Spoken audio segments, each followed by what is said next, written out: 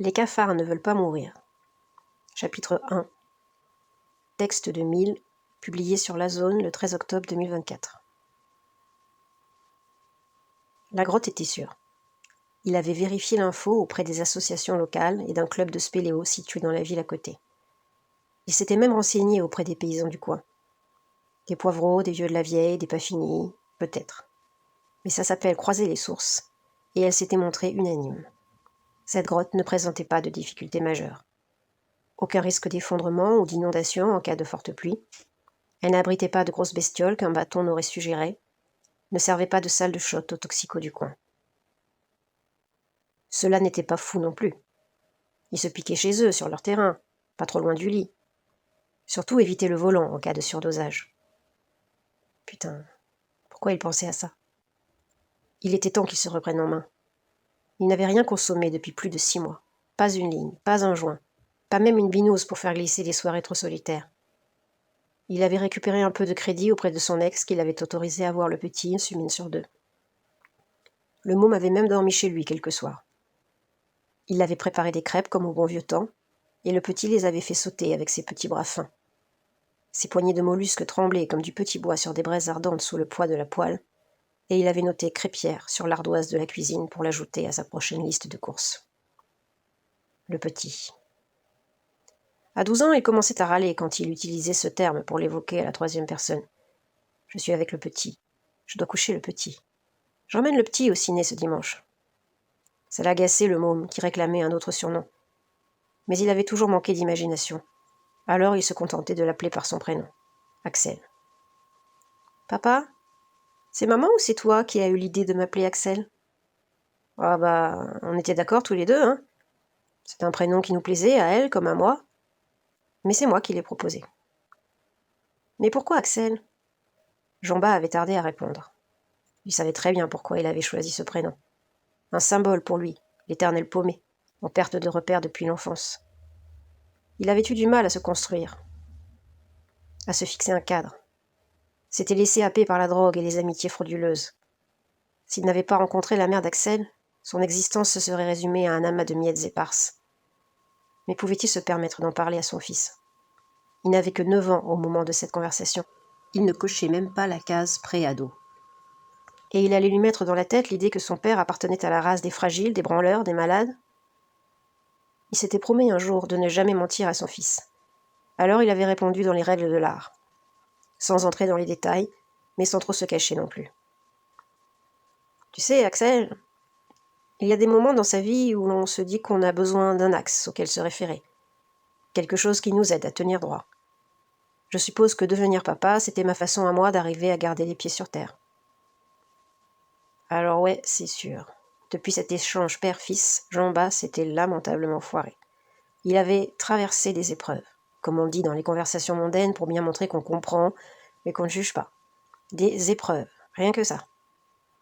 Sa mère avait succombé à un cancer foudroyant, son boulot s'était transformé en un calvaire suite au remplacement d'un collègue par un autre, un vrai tordu, et il s'était laissé rattraper par ses démons. D'abord de façon récréative, puis comme n'importe quel junkie. Sans passion, sans plaisir, juste l'habitude de frôler l'abîme et l'impression de se sentir toujours plus attiré par le vide. Des épreuves, ouais, sûr. Il s'était montré faible et inconséquent, égoïste et instable. C'est ainsi qu'il s'était vu dans la glace, qu'il se voyait dans l'œil de Jeannette, la mère du petit, et il vivait dans la terreur de se découvrir à l'identique dans le regard d'Axel. Alors, ma foi, il avait fait ce qu'on fait quand on veut vivre, ou quand on ne veut pas mourir, ce qui ne revient pas forcément au même. Il avait vu des psys, des médecins, s'était ouvert sur les fameuses épreuves qu'il avait traversées, et on lui avait renvoyé le message habituel. Ici, on vous comprend, mon vieux. On ne juge pas. À la maison, c'était la guerre ouverte. Il vivait dans le mépris de Jeannette et la peur du conflit, se montrait irritable et impatient envers le gamin. Il oubliait parfois de se raser pendant de longues semaines, cultivait une apparence de clochard céleste, le cuir pouilleux et l'air perpétuellement égaré. Un oiseau tombé de l'arbre. Cette expression, il la tenait du vieux Pat, un type plus âgé de 20 ou 30 ans, il savait pas trop. Il l'avait croisé dans une institution où il intervenait à la manière des grands frères dans les cités, des coachs de vie, des parrains pour les anciens alcoolos. Le gars exhalait de la fraîcheur, de la bonhomie, une sorte d'ouverture d'esprit qui ne s'embarrassait pas d'idéaux, de théories, de blabla psy ou autre. Il proposait juste des sujets de conversation, des trucs à faire, des endroits où aller. Il posait des questions directes sans attendre de réponses franches, comme s'il se contrefoutait de savoir si on lui montait un bateau. Mais l'air de rien, le gars vous poussait placidement à devenir une meilleure version de vous-même. C'est justement Pat qui l'avait initié aux cavernes. Avec sa lourde moustache de Gaulois, de ce blond cendré des sexagénaires qui se refusent à grisonner comme le Pékin moyen, ses vêtements de randonnée qu'il portait en permanence, des polaires, des treillis, des chaussettes épaisses sous une trentaine de paires de chaussures de marche, Jean-Bas n'en avait jamais vu autant de sa vie. Pat se posait en montagnard, un fervent passionné de trekking, de marche forcée, d'escalade et de spéléo. Il randonnait chaque week-end et tâchait de marcher tous les jours. Sa maison, construite à flanc de colline à l'extérieur de la ville, favorisait ses escapades. Et toutes ses vacances étaient dévolues à la découverte de nouveaux sentiers dans les massifs rocheux qu'il ne se lassait pas de fouler. Il partait volontiers randonner dans les Alpes, à l'étranger, s'était fendu de plusieurs séjours dans les Rocheuses, dans la cordillère des Indes, mais ce qu'il préférait, c'était fouiller le moindre recoin de terre sous les montagnes environnantes. Rien ne vaut la sensation d'affronter l'obscurité, mon petit gars. Tu marches, tu rampes, tu glisses dans une noire fraîcheur, et ce que tu ressens, ça va au-delà de l'exaltation. Tu aimes jouer avec les limites? Et tu crois que l'héros est un sport extrême, pas vrai? Crois-moi, après quelques heures à te contorsionner dans des chatières pas plus grosses qu'un trou de souris en te demandant si tu vas pas rester coincé pour l'éternité, tu n'auras plus jamais envie de te shooter. Ça te paraîtra fade en comparaison. Évidemment, Jean-Bas ne l'avait pas cru. C'était bien le discours d'un mec clean, quelqu'un qui ne savait pas de quoi il parlait. Plus ou moins ce que bavait n'importe quel sportif à la con. Un esprit sain dans un corps sain, bouge-toi, le ciel t'aidera, tous ces laïus d'adjudants de la vie saine qui croient qu'il suffit de se montrer courageux et volontaire pour vaincre une addiction. Non, il ne l'avait pas cru, mais il lui avait laissé une chance. Quelque chose dans les yeux rieurs du moustachu l'avait décidé à le suivre un samedi après-midi sur un chemin caillouteux. La pluie l'avait accueilli à chaudes gouttes, poisseuse, comme chargée d'un message qu'il ne parvenait pas à décrypter. Il avait pesté sur la quasi-totalité du trajet, jusqu'à l'entrée de la grotte, un simple trou à ras de falaise qui lui avait paru beaucoup trop fin. On va se glisser là-dedans. Pour toute réponse, Pat avait lâché un rire bref et cassant, comme une branche de bois mort qui se brise sous le poids d'une botte de chasse. Le tonnerre au-dessus de leur tête les avait pressés d'enfiler leurs combinaisons et leurs casques, et il avait vu disparaître son copain à moustache tombante dans les entrailles de la montagne. Il avait jugé l'image angoissante et surréaliste. Cet homme minuscule qui s'enfonçait dans un mur de roche, la tête en avant, un sac hermétique accroché à son pied. Et sans trop savoir pourquoi, peut-être à cause de la pluie, des rafales de plus en plus fortes, il l'avait suivi dans la douceur froide de cet univers souterrain. À mesure qu'il avançait dans les 3 boyaux, il entendait la voix de Pat résonner comme dans un tuyau, à la fois proche et lointaine. Mais il ne l'écoutait qu'à moitié, saisi d'une révélation. Les mains dans la terre mouillée, dans la pierre et le schiste, le corps rampant comme un crabe, jouant sur des muscles qu'il n'avait pas sollicités depuis des décennies, l'impression d'être enveloppé par une sorte de cocon froid et immuable, il se sentait à sa place. Enfin. La visite avait duré environ 2 heures, mais Jean-Bas n'avait pas bien saisi comment le temps défilait une fois sous terre. Il lui avait semblé que les minutes s'allongeaient, que chaque seconde écoulée le menait vers un monde sans montre ni chronomètre, mais ses membres engourdis avaient parlé à sa place. 2 heures? Une partie de lui pensait plutôt 2 jours qui sont passés vite. Il s'en était ouvert à Pat qui s'était fendu du même petit ricanement qu'il avait eu avant d'entamer la descente. Tu découvres à peine et ça a l'air de te plaire. Tu m'envoies ravi. Allez, installe-toi, c'est la pause. Jean-Bas aurait bien continué, mais devant l'insistance de son guide et mentor, il s'adossa à la paroi dans ce qui prenait des allures de chambre pour les Lilliputiens. La fatigue et la faim s'emparèrent de lui à l'instant précis où les muscles dans son dos se relâchaient. Devant ses grands yeux surpris, Pat rit de bon cœur. Un rire franc du collier, cette fois, qui ne résonna que faiblement dans la cavité où il se trouvait.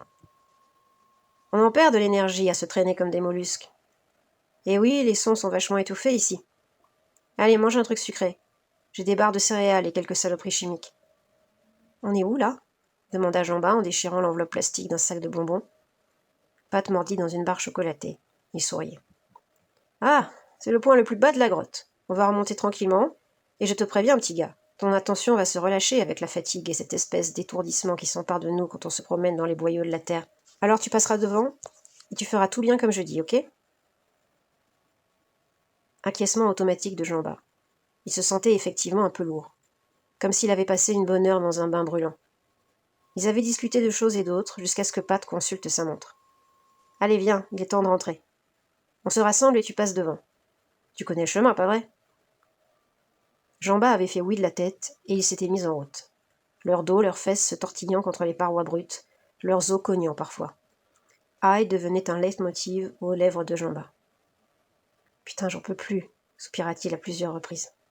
Perds pas le rythme, garçon, on y est presque. Jusqu'au moment où il s'était retrouvé coincé. C'était un de ces foutus conduits, étriqués au possible, qui tournait selon un angle improbable.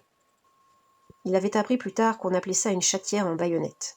Il ne se rappelait pas comment il avait négocié ce passage à l'allée. De toute façon, la descente lui avait paru facile. Là, il peinait. Putain de merde, il en chiait des ronds de chapeau, oui. La chatière, une galerie creusée on ne sait trop comment. Les mouvements du sol, le travail de l'eau, allez savoir. Et celle-ci était si étroite que chaque centimètre de son corps lui semblait coller en permanence à la roche autour de lui. Ses joues s'appuyaient fréquemment sur le sol, cherchant le réconfort de cette fraîcheur sale, et il avançait les mains devant, le casque légèrement incliné de côté à cause de l'irrégularité des cailloux au-dessus de lui. Parfois, son épaule le freinait, et il devait se contorsionner pour la réduire. D'ailleurs, il essayait constamment de rapetisser, défiant son anatomie, son ossature, sa masse corporelle. Et miracle, il y parvenait. C'était fantastique, mais l'épuisement prenait maintenant le pas sur son enthousiasme. Et lorsqu'il aborda ce virage en angle aigu, il se rendit compte dans une vague de sueur froide qu'il affrontait cette fois une impossibilité physique. Son casque frottait contre les parois de la galerie, son corps allongé selon une courbe descendante manquait de force et de place pour se hisser par-dessus une anfractuosité, ridicule barricade de roches blanches qui lui ôtait tout de même 3 centimètres de marge de manœuvre. Ses bras, coincés devant lui, l'empêchaient de se tordre comme il l'espérait, et pour couronner le tout, il sentait l'angoisse planter ses crocs venimeux dans le creux de son estomac. « Pat, putain, merde, je suis... » haleta-t-il. La voix de Pat se fraya un chemin périlleux à travers la chatière qui l'obstruait de son corps fatigué. « Bloqué, ouais, je m'en doutais. » À ces mots, Jean-Bas avait failli exploser. « Ah ouais, tu t'en doutais. Tu t'y attendais aussi, peut-être, hein ? Tu savais qu'on allait rester là comme des cons, qu'on finirait par crever de faim et de soif, noyés dans nos propres excréments, deux foutus squelettes digérés par la montagne, bordel de merde. » Mais il n'avait rien dit de tout ça. Ravalant sa colère, il avait essayé de parler calmement, puis il s'était interrompu en s'apercevant que sa voix tremblait et que ça ne l'aidait pas. La première chose à faire, mon gars, c'est de souffler un bon coup. Respire profondément. Éteins ta lampe si ça peut t'aider. Sinon, ferme juste les yeux et respire. Prends le temps qu'il te faut. Dis-toi juste que si on a réussi à descendre par ce petit couloir de rien du tout, on réussira à remonter. C'est mathématique. Quelque chose clochait dans ce raisonnement. Trop simpliste, trop lisse, trop... Ta gueule, arrête de penser, éteins la lampe, ferme les yeux, fais ce qu'il dit. Il n'osa pas éteindre sa frontale. D'abord, sa position lui ôtait toute liberté de mouvement. Il ne pouvait compter que sur l'amplitude de ses coudes, de ses poignets, de ses doigts. Engoncé jusqu'aux épaules dans ce qui ressemblait à une immense gaine, il se voyait contraint à des mouvements courts et malhabiles. On devrait s'entraîner chez soi en prévision de ce genre de situation, se dit-il sans y croire. Toujours est-il qu'il était obligé de forcer un peu le passage de sa main droite pour atteindre le bouton de sa lampe frontale, qu'il craignait de ne pouvoir la rallumer, qu'il était hors de question de se retrouver momentanément aveuglé et...